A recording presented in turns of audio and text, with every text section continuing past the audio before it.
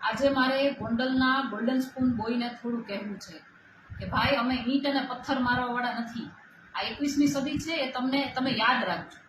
અમે કાયદાથી જ લડીશું. ગોંડલ માટે અમારી લડત એટલે જ છે કે તમે જે ઈંટ અને પથ્થરનો ખોફ ગોંડલ તાલુકામાં ઊભો કર્યો છે ને, એને ખતમ કરવાનું કાર્ય અમારું છે. વાત રહી અમારા ઘર સાચવવાની, પણ પહેલા ગોલ્ડન સ્પૂન બોય, તમે તમારા મમ્મીના પલ્લુમાંથી અને પપ્પાના ઓથમાંથી બહાર નીકળો.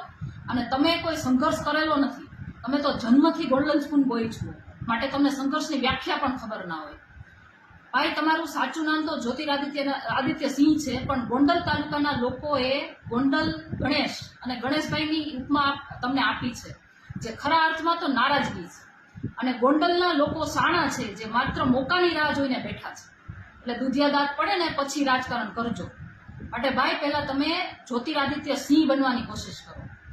વાત રહી અલ્પેશ ઢોલરિયાની, તો જ્યાં સુધી પાટીદાર છે ને ત્યાં સુધી અમારા સમાજનો મુદ્દો છે. અમે એને મેનેજ કરી લેશું.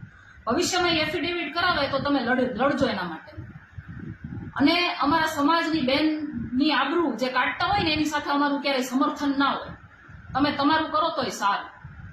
જો ગોંડલની અંદર બધું સારું જ હોત તો અમારે 200-500 કિલોમીટર દૂર ભેગા થવાની જરૂર જ ના પડે. જે લોકો ત્યાં રહે છે તેમનામાં તમે ખોફ જે ઊભો કર્યો છે, એ થોડા દિવસમાં નીકળી જ જવાનો છે. તમારા પપ્પાને કહેજો.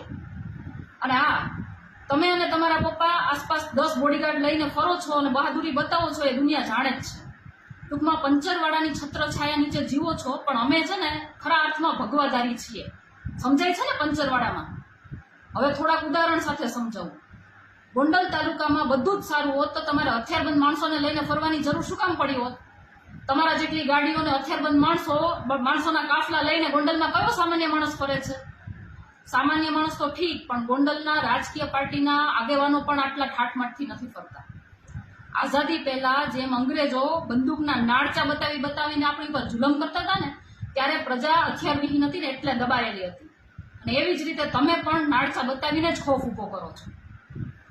તમે અમને ગોંડલમાં આવીને લડવાની ચેલેન્જ કરતા હોય તો પહેલા તમે સરકારી અને ભાડુઆતી ઝાપટામાંથી બહાર આવો, એટલે બતાવી દઈએ કે અમે અમારી માનું જ દૂધ પીધું છે. તમે એકવાર ગોંડલમાં સામાન્ય માણસના હથિયારના પરવાના અપાવી બતાવો, સરકાર તો તમારી જ છે. એટલે તમને વિશ્વાસ આવી જાય કે માણસ ડરેલો નથી, માણસ એનો રસ્તો પોતે કાઢી લે ને એવી સિચ્યુએશનમાં છે. એટલે અમારે 200-500 કિલોમીટરથી ગોંડલ લાંબુય ન થવું પડે.